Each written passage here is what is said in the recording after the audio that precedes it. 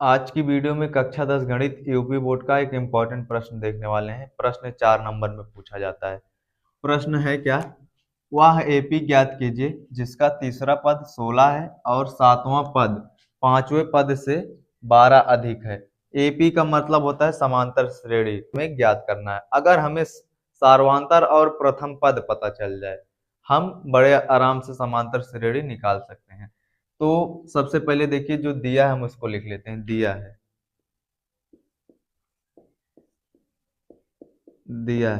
क्या दिया है? तीसरे पद को किससे लिखेंगे? ए3 से। प्रथम पद को ए या तो ए1 से लिखा जाता है, द्वितीय पद को ए2 से लिखा जाता है, तृतीय पद बोलेगा ए3, चौथा पद बोलेगा तो ए4, पांचवा पद बोलेगा ए5, ऐसे ऐसे लिखते जाएंगे जितना बोलेगा। तो तीसरा पद कितना दिया गया है? 16 बोला है। 16 तो हम एक फार्मूला जानते हैं, चूंकि ए एन बराबर होता है ए प्लस एन माइनस 1 डी। ये क्या होता है? फार्मूला होता है। अब देखिए, इसकी जगह पर हम क्या रख सकते हैं?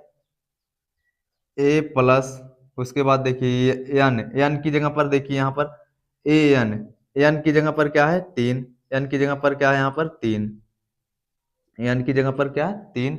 तो यहाँ पर 3 - 1, उसके बाद डी बराबर में क्या? 16। तो अब देखिए ए प्लस 3 में से 1 गया, कितना आ गया? 2d बराबर में कितना? 16 आ गया। इसको हम मान लेते हैं समीकरण 1 मान लेते हैं।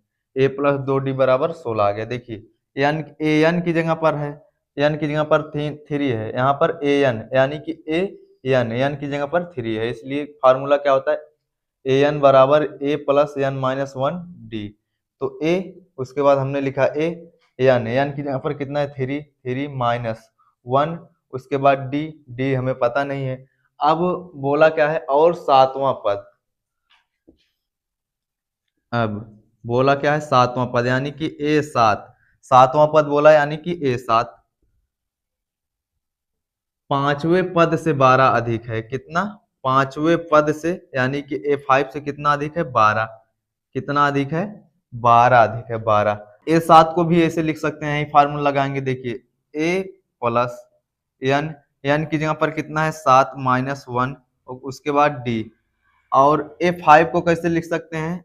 यही फार्मूला लगाएंगे, ए प्लस एन की जगह पर क्या रख देंगे? 5 माइनस 1 और डी, उसके बाद प्लस में क्या हो जाएगा? 12। अब देखिए ए प्लस 7 में से 1 घटाएंगे, कितना आएगा? 6d बराबर ए प्लस, अब देखिए 5 में से 1 घटाएंगे, कितना आएगा? 4d, उसके बाद क्या हो जाएगा? 12। यहाँ से दोनों तरफ बराबर में सेम चीजें कट जाती हैं, ए से ए कट गया।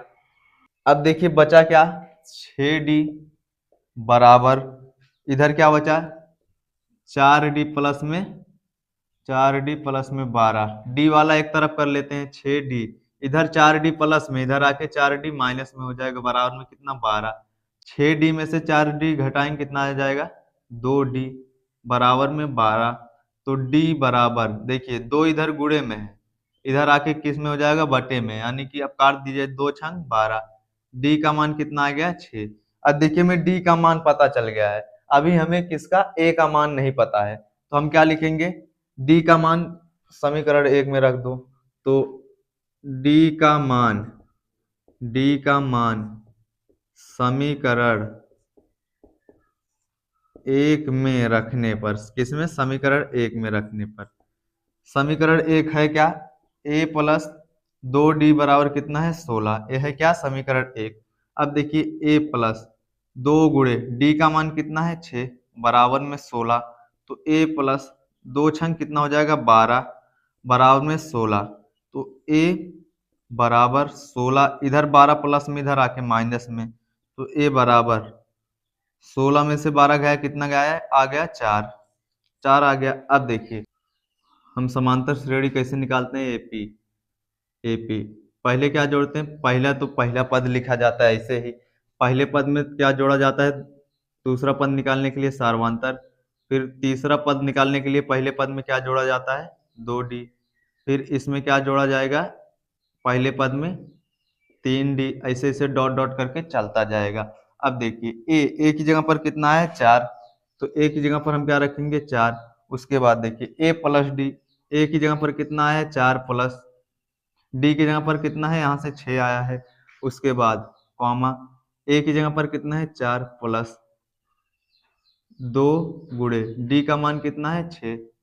उसके बाद देखिए ए का मान कितना है 4 प्लस 3 गुणे डी का मान कितना है 6। तो अब क्या करेंगे 4 6 4 कितना हो जाएगा 10 कॉमा 4 दो छंग कितना हो जाएगा 12। उसके बाद कॉमा 4 प्लस छतरिक कितना हो जाएगा 18। इसे डॉट डॉट और भी हम बना सकते हैं, बहुत सारी बना सकते हैं। अब देखो 4 कॉमा 10, उसके बाद 12 में 4 जोड़ेंगे 16, उसके बाद 18 में 4 जोड़ेंगे 22 आ जाएगा हमारा, यही क्या आ जाएगा आंसर। ऐसे हम और भी बना सकते हैं।